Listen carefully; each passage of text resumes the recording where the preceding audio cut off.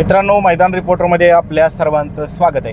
मित्रांनो, तुम्हा सर्वांना जाणून घ्यायचं होतं की बैलगाडी शर्यत क्षेत्रातील देव म्हणून ज्याला संबोधलं जातं तो म्हणजे द्वादशम हिंदकेसरी बकासूर पिंपळगाव बसवंतच्या मैदानामध्ये दाखल झाला आहे का? तर मित्रांनो, दाखल झाला आहे. तो अशी तुफान गर्दी आहे प्रेक्षकांची आणि या गर्दीमध्ये देव बकासूर हा मैदानात दाखल झालेला आहे. तर माझी फॅन्सला विनंती आहे, कुठल्याही नंदीला खाली पळायला जात असताना त्रास होणार नाही, त्यामुळं गर्दी कमी करा आणि सगळ्या आयोजकांना, सगळ्या टीमला, सगळ्यांना सहकार्य करा. अतिशय सुंदर असं मैदान चालू आहे.